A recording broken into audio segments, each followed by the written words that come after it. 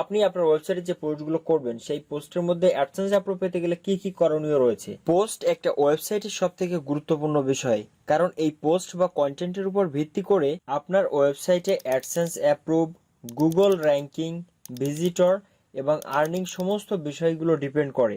তাই আজকের ভিডিওতে দেখিয়ে দেব কিভাবে আপনি সঠিক নিয়মে পোস্ট করে আপনার ওয়েবসাইটে সহজে অ্যাডসেন্স অ্যাপ্রুভ সহ গুগল র্যাঙ্কিং এবং ভিজিটর বা আর্নিং করতে পারবেন। তাই অবশ্যই ভিডিওটি শেষ পর্যন্ত দেখবেন। আপনি যদি সঠিক নিয়মে পোস্ট করতে না পারেন তাহলে কোনোভাবে ভিজিটর পাবেন না, এছাড়াও অ্যাডসেন্স অ্যাপ্রুভ পেতে ঝামেলা হবে। একটা পোস্ট লেখার জন্য কিওয়ার্ড রিসার্চ খুবই জরুরি। কিওয়ার্ড রিসার্চ নিয়ে এর আগেও কয়েকটা ভিডিও আপলোড করেছি, উপরে আই বাটনে ক্লিক করে ভিডিওগুলো দেখে নেবেন। তো কিওয়ার্ড রিসার্চ করার জন্য ফ্রি অথবা পেইড দুইটা অপশন রয়েছে। আপনি যদি ফ্রিতে কিওয়ার্ড রিসার্চ করতে চান তাহলে গুগল সার্চ, গুগল ট্রেন্ড ইত্যাদি ব্যবহার করতে পারেন। আর আপনি যদি পেইড টুলস ব্যবহার করতে চান তাহলে স্যামরাশ রয়েছে, এইচরেপ রয়েছে, এই সকল টুলসগুলো ব্যবহার করতে পারেন।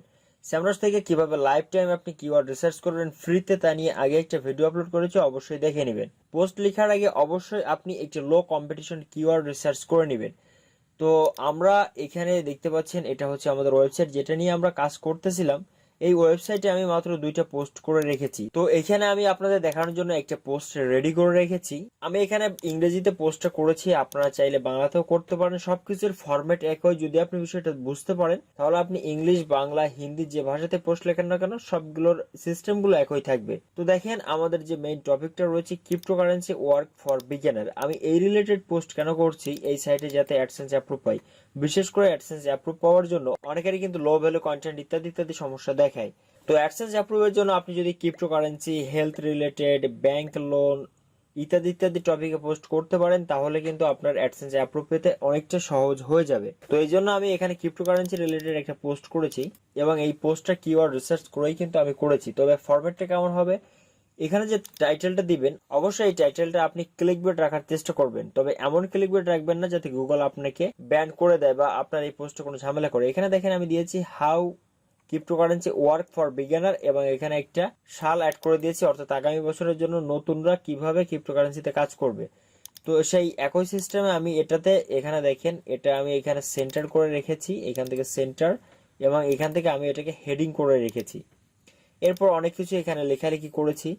তো এইখানে দেখেন আমি এই যে লেখাগুলো, এই লেখাগুলো আপনি এখান থেকে আপনি যদি খেয়াল করেন তাহলে দেখেন এটা সাব হেডিং রয়েছে, এটা সাব হেডিং রয়েছে, এটা সাব হেডিং রয়েছে, এটা সাব হেডিং, এগুলো আমি অ্যাড করে রেখেছি। এবং প্রত্যেকটা লেখার প্রথমে আমাদের যে মেইন কিওয়ার্ড ক্রিপ্টোকারেন্সি, দেখেন আমি যদি ক্রিপ্টোকারেন্সি লিখে এখানে আমি যদি ক্রিপ্টোকারেন্সিটা এখানে সার্চ করি তাহলে দেখেন আমাদের প্রায় প্রত্যেক প্যারাগ্রাফের প্রথমেই কিন্তু এই মেইন কিওয়ার্ড যেটা রয়েছে এটা কিন্তু আমি ব্যবহার করার চেষ্টা করছি। দেখেন এখানে আমার প্রায় 43টার মতো কিওয়ার্ড আমি ব্যবহার করেছি এই পোস্টের মধ্যেই। তো এইভাবে আপনার যে মেইন কিওয়ার্ড থাকবে বিশেষ করে প্রথম প্যারাগ্রাফে প্রথম লাইনেই কিন্তু আপনারা মেইন কিওয়ার্ড রাখার চেষ্টা করবেন, হেডিং এ রাখবেন, সাব হেডিং এ রাখবেন।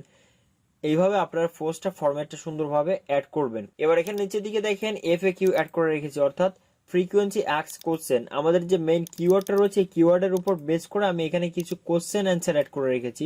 আপনারা যদি গুগলে গিয়ে সার্চ করেন, আমি জাস্ট আমাদের যে টাইটেলটা রয়েছে এটা লিখে যদি আমি গুগলে সার্চ করি তাহলে এখানে দেখেন পিপুল অলসো আস্ক রয়েছে। আপনারা যদি এভাবে পোস্টের মধ্যে ফ্রিকোয়েন্সি আস্ক অর্থাৎ এফএকিউ এটা অ্যাড করে দেন তাহলে আপনাদের এইখানে যে কোশ্চেন আনসার রয়েছে গুগল কিন্তু আপনাদের ওইটা এভাবে শো করাতে পারে। আপনি যদি এখান থেকে অন করেন তাহলে আপনার পোস্টটা এভাবে আসতে পারে। এখান থেকেও কিন্তু প্রচুর পরিমাণে ভিজিটর পাওয়া যায়।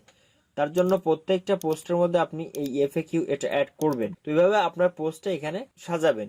সাজানোর পরে আপনার পোস্টে অবশ্যই একটা ইমেজ এবং একটা ভিডিও অ্যাড করার চেষ্টা করবেন। তো ইমেজের জন্য আমি এখানে ক্যানভা ইউজ করতেছি। তো ক্যানভার এখান থেকে ক্রিয়েট ডিজাইনে এসে এখান থেকে কাস্টম সাইজে আপনারা 1200x700 পিক্সেলের ইমেজ আপনি ব্যবহার করতে পারেন। তো আমি এখানে একটা ইমেজ রেডি করে রেখেছি আপনাদের দেখানোর জন্য। তো এভাবে আপনারা একটা ইমেজ তৈরি করবেন, করার পর শেয়ার অপশনে ক্লিক করবেন, ডাউনলোড অপশনে ক্লিক করবেন, ফাইল টাইপ পিএনজি থেকে এখান থেকে জেপিজি করে এখান থেকে জাস্ট ডাউনলোডে ক্লিক করে দিবেন। তাহলে আপনার ইমেজটি কিন্তু আপনার ডিভাইসে ডাউনলোড হয়ে যাবে। এই ইমেজটা সরাসরি আমরা ব্যবহার করতে পারবো না, আমি আগেই বলেছিলাম। এই ইমেজের কিন্তু এখানে দেখেন যদি সাইজটা আপনি খেয়াল করেন প্রায় 200 কেবি বা অনেক বেশি থাকে। আমাদের এই ইমেজের সাইজটা রিডিউস করে দিতে হবে যাতে আমাদের পোস্টগুলো দ্রুত ওপেন হয়, আমাদের ওয়েবসাইটটা দ্রুত ওপেন হয় এবং লোডিং টাইমটা খুব ভালো থাকে। এটার জন্য প্রত্যেকটা ইমেজ আপনি পোস্টের মধ্যে ব্যবহার করার আগে অবশ্যই ইমেজের যে সাইজটা রয়েছে রিডিউস করে কমায় নিয়ে আসবেন, 40 কেবি এর কম ব্যবহার করার চেষ্টা করবেন প্রত্যেকটা ইমেজের সাইজ। তো আমরা এখানে ইমেজটা ডাউনলোড করে নিলাম, আমি এগুলো কেটে দিচ্ছি। তো ইমেজের সাইজ রিডিউস করার জন্য আপনারা এই ওয়েবসাইট ইউজ করতে পারেন ezgif.com। তো এখানে উপরের দিকে অনেকগুলো মেনু দেখতে পাচ্ছেন, আপনি এখান থেকে জেপিজি টু WEBP, অর্থাৎ আমাদের ওয়েবসাইটে যতগুলো ইমেজ ব্যবহার করব সবগুলো ফরম্যাট WEBP রাখার চেষ্টা করব। তার জন্য এখানে ক্লিক করে দিবেন। দেওয়ার পর এখানে দেখতে পাচ্ছেন দুইটা অপশন রয়েছে, একটা হচ্ছে সরাসরি আপনার ডিভাইস থেকে ছবি এখানে সিলেক্ট করতে পারেন, অথবা গুগল থেকে যদি নেন তাহলে গুগলের সেই ইমেজের ইউআরএলটা কপি করে এখানে বসাতে পারেন। তো আমরা যেহেতু ইমেজটা ডাউনলোড করেছি তার জন্য এখান থেকে চুজ ফাইলে ক্লিক করে আমাদের ইমেজটা সিলেক্ট করে দিব। তো ইমেজটা সিলেক্ট করে দেওয়ার পর এখান থেকে আপলোডে ক্লিক করে দিব, তাহলে এই ইমেজটা এখানে আপলোড হয়ে যাবে। দেখেন আমাদের ইমেজটা চলে আসছে। ইমেজের সাইজ রয়েছে 218 কেবি, যেটা অনেক বেশি। আমাদের এইখানে 40 কেবির নিচে নিয়ে আসতে হবে। তার জন্য প্রথমে আমরা কনভার্ট টু WEBP তে ক্লিক করব, তাহলে আমাদের ইমেজটা জেপিজি থেকে কনভার্ট হয়ে WEBP তে কনভার্ট হয়ে যাবে। এবার দেখেন ইমেজের সাইজ কিছুটা রিডিউস হয়েছে, 200 প্লাস ছিল, এখান থেকে 167 চলে আসছে। এর থেকেও আমাদের ইমেজের সাইজটা রিডিউস করতে হবে। তার জন্য এখান থেকে অপটিমাইজ অপশনে ক্লিক করে দিবেন, তারপর একটু নিচের দিকে আসবেন, আসার পর এখান থেকে ট্রাই ইট যেটা রয়েছে এখানে ক্লিক করে দিবেন। তারপর এখান থেকে সাইজটা আপনারা 40 কেবি এটা দিয়ে দিবেন। তারপর অপটিমাইজ ইমেজ এখানে ক্লিক করে দিবেন, তাহলে আপনাদের ইমেজের সাইজটা দেখেন 40 কেবিতে চলে আসছে বা এর নিচে চলে আসবে। এবার আপনারা এখান থেকে সেভ অপশনে ক্লিক করবেন, তাহলে আপনাদের ডিভাইসে এটা সেভ হয়ে যাবে। যখন আপনাদের ডিভাইসে সেভ হয়ে যাবে তখন আপনারা পোস্টের মধ্যে প্রথম প্যারাগ্রাফ অথবা প্রথম টাইটেলের নিচে ইমেজটা ব্যবহার করার চেষ্টা করবেন। তো আমি এখানে প্রথম টাইটেলের নিচে ইমেজটা আনবো, তার জন্য এখানে আমি একটা সিগন্যাল দিয়ে রাখছি, কিছু অন দিয়ে রাখলাম। রাখার পর এখান থেকে ইমেজ অপশনে ক্লিক করব, আপলোড ফ্রম কম্পিউটারে ক্লিক করব।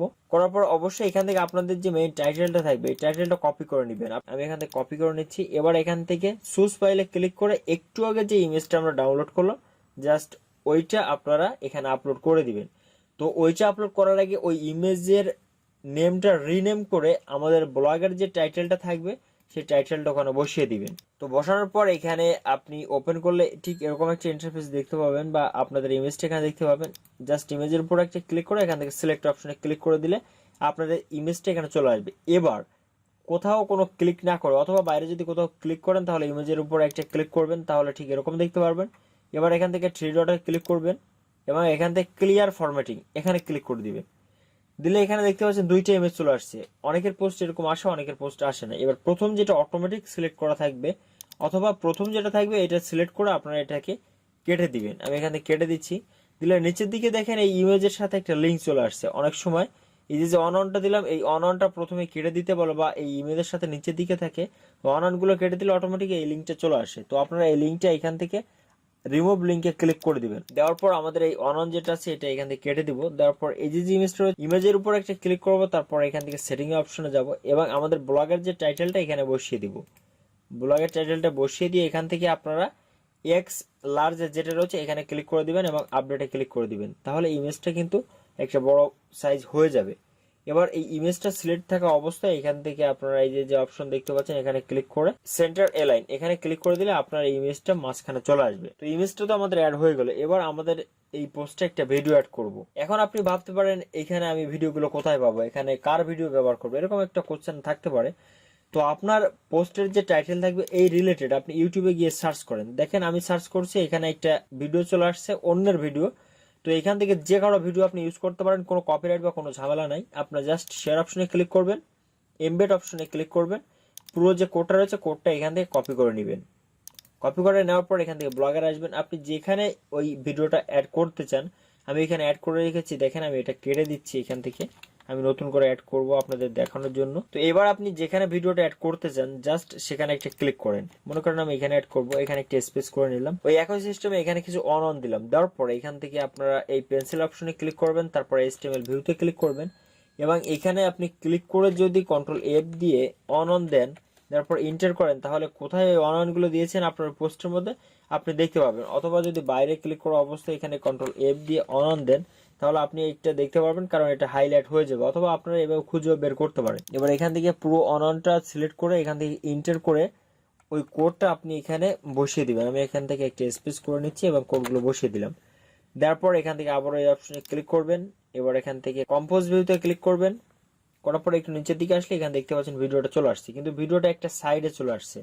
ভিডিওর উপর একটা ক্লিক করবেন, করার পর এখান থেকে এই অপশনে ক্লিক করে এখান থেকে সেন্টারে ক্লিক করে দিলে এটা মাঝখানে চলে আসবে। এবার যদি আমরা এখান থেকে প্রিভিউতে ক্লিক করি তাহলে আমাদের পোস্টটা দেখতে কেমন লাগছে এটা কিন্তু আমরা দেখতে পারবো। তো এখান থেকে দেখেন আমাদের ইমেজটা চলে আসছে, তারপর নিচের দিকে গেলে এই ভিডিওটা চলে আসছে। তো এখান থেকে বাকি পোস্টের অপশনগুলো আপনি দেখতে পাচ্ছেন। এবার এই পোস্টের মধ্যে আরো অনেক কিছু করা বাকি। আপনারা চাইলে এখান থেকে আরো কয়েকটা ইমেজ ব্যবহার করতে পারেন, আরো কয়েকটা ভিডিও ব্যবহার করতে পারেন আপনাদের খুশি মতো। তবে অবশ্যই ইমেজের সাইজগুলো কিন্তু রিডিউস করে দিবেন, না হলে পোস্ট ওপেন হতে বা সাইট ওপেন হতে অনেক সময় লাগতে পারে। এটা করা হয়ে গেলে আপনার পোস্টটা মোটামুটি রেডি।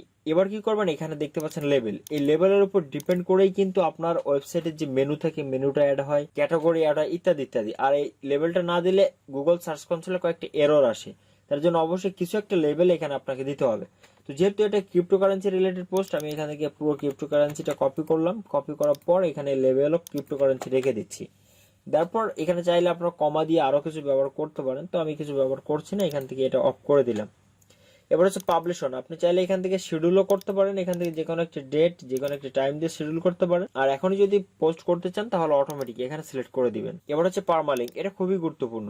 তো এই টাইটেলের উপর ডিপেন্ড করে আপনার এখানে পারমালিঙ্কটা দিতে হবে। তো দেখেন এখানে অটোমেটিকলি একটা পারমানেন্ট নিয়ে নিয়েছে যে হাউ ক্রিপ্টোকারেন্সি ওয়ার্ক ফর, আর কিছুই কিন্তু নাই। তো আমরা জাস্ট এটা এখান থেকে কপি করে নিব, হাউ ক্রিপ্টোকারেন্সি ওয়ার্ক, এখান থেকে ফর যেটা রয়েছে এটা কপি করে নিচ্ছি। তারপর কাস্টম পারমালিঙ্ক এখানে ক্লিক করব এবং এখানে বসিয়ে দিব যেটা কপি করলাম। অথবা আপনি ছোটদের অক্ষর দিয়ে হাউ, এখানে কোনো স্পেস আপনি ব্যবহার করতে পারবেন না, স্পেসের জায়গায় ঠিক এরকম একটা মাইনাস চিহ্ন আপনাকে ব্যবহার করতে হবে। তারপর এখান থেকে লাস্টের দিকে ফর বিগিনার্স, এখান থেকে আমি একটা মাইনাস দিয়ে দিলাম। তো এখানে যে লিঙ্কটা আপনি বসাবেন উপরের দিকে ওইটা কিন্তু প্রিভিউটা দেখতে পারবেন। তো দেখেন আমি এখানে দিয়ে দিয়েছি হাউ একটা মাইনাস ক্রিপ্টোকারেন্সি স্পেসের জায়গায় মাইনাস ওয়ার্ক ফর বিগিনার্স, এখানে 2024। এখানে আপনি প্রিভিউটা দেখতে পারবেন। এবং এখান থেকে নিচের দিকে আসলে এখানে দেখতে পারবেন সার্চ ডেসক্রিপশন। আপনি চাইলে এখান থেকে এই যে প্রথম দিকে যে লেখাটা থাকবে এখান থেকে কিছু অংশ আপনি জাস্ট এখান থেকে কপি করে এখানে বসিয়ে দিবেন, অথবা আপনার যে টাইটেল থাকবে ওটা বসিয়ে দিলে হবে। তবে এখান থেকে একটু ডিটেলসে দিলে ভালো হয়। তো দিলে এখানে মোটামুটি বাকি যে অপশনগুলো রয়েছে সবগুলো কাজ শেষ। এখান থেকে আর কোনো কিছু দরকার না, just label, publish on, permalink এবং সার্চ ডেসক্রিপশন, এই চারটে অপশনে কাজ করলে হবে। আর আপনি আগে যে পোস্টগুলো করবেন সেই পোস্টের লিঙ্ক অবশ্যই নতুন পোস্টের মধ্যে ইন্টারলিঙ্কিং করে দিবেন, অথবা পুরাতন পোস্টের মধ্যে আপনার নতুন পোস্টের ইন্টারলিঙ্কিং করবেন। এটা করার জন্য এখান থেকে আপনি চাইলে ওই পোস্টের হুবহু টাইটেলটা এখানে বসিয়ে দিতে পারেন, অথবা যে কোনো একটা লেখা সিলেক্ট করে, মনে করেন ঠিক এরকম একটা লেখা আপনি এখান থেকে সিলেক্ট করলেন, করার পর ওই পোস্টের লিঙ্ক আপনি কপি করে আনবেন। আনার পর এখান থেকে আপনি যে লিঙ্ক রয়েছে এই লিঙ্কে ক্লিক করবেন। এখান থেকে আপনি টেক্সটে যদি চেঞ্জ করতে চান চাইলে এখান থেকে করতে পারবেন, এবং এখানে লিঙ্কটা বসিয়ে দিয়ে এখান থেকে এই যে অপশন রয়েছে open the link in new window, এটা দিয়ে জাস্ট এখান থেকে অ্যাপ্লাইতে ক্লিক করে দিবেন। চাইলে এখান থেকে একটু বোল্ড করে দিতে পারেন। তো দেখেন এখানে কিন্তু এটা লিঙ্ক হয়ে গেছে। অবশ্যই প্রত্যেকটা পোস্টে পুরাতন এবং নতুন, যদি নতুন পোস্ট করেন তাহলে নতুন পোস্টের লিঙ্ক পুরাতন পোস্টের মধ্যে ইন্টারলিঙ্কিং করবেন, আর যদি নতুন পোস্ট করেন তাহলে নতুন পোস্টের লিঙ্ক পুরাতন পোস্টের মধ্যে ইন্টারলিঙ্কিং করবেন। অর্থাৎ এভাবে একটা কমেন্ট করে দিবেন, তাহলে পোস্টগুলো দ্রুত ইন্ডেক্স এবং গুগলে র্যাঙ্ক করতে হেল্প করে। বা যে পোস্টে অলরেডি আপনার ভিজিটর রয়েছে ওই পোস্টের মধ্যে যদি নতুন পোস্টের একটা লিঙ্ক অ্যাড করে দেন তাহলে ওই পোস্ট থেকে নতুন পোস্টে ভিজিটর চলে আসবে। তো অবশ্যই ইন্টারলিঙ্কিং করবেন। তো এটা করার পর আপনি এখান থেকে জাস্ট পাবলিশ অপশনে ক্লিক করে দিবেন। এখান থেকে কনফার্মে ক্লিক করলে আমাদের এই পোস্টটা কিন্তু পাবলিশ হয়ে যাবে।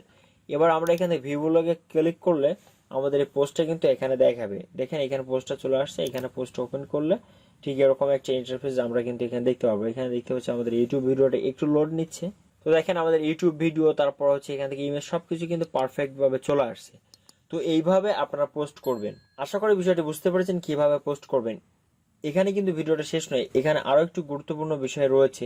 আপনি আপনার ওয়েবসাইটে যে পোস্টগুলো করবেন সেই পোস্টের মধ্যে অ্যাডসেন্স অ্যাপ্রুভ পেতে গেলে কি কি করণীয় রয়েছে, তো এখানে কিছু অপশন অ্যাড করে রেখেছি। প্রথমে হচ্ছে অল্প পোস্ট। আপনি যদি অল্প পোস্ট করতে চান তাহলে ওই পোস্টগুলো কিন্তু অনেক বড় করতে হবে, 1000 ওয়ার্ড প্লাস করতে হবে, তাহলে আপনি অল্প পোস্টে অ্যাডসেন্স অ্যাপ্রুভ পাবেন। আর যদি বেশি পোস্ট করেন তাহলে পোস্টগুলো একটু ছোট হলেও সমস্যা নাই, আপনি বেশি পোস্ট করলে আপনার অ্যাডসেন্স অ্যাপ্রুভ করাইতে পারবেন।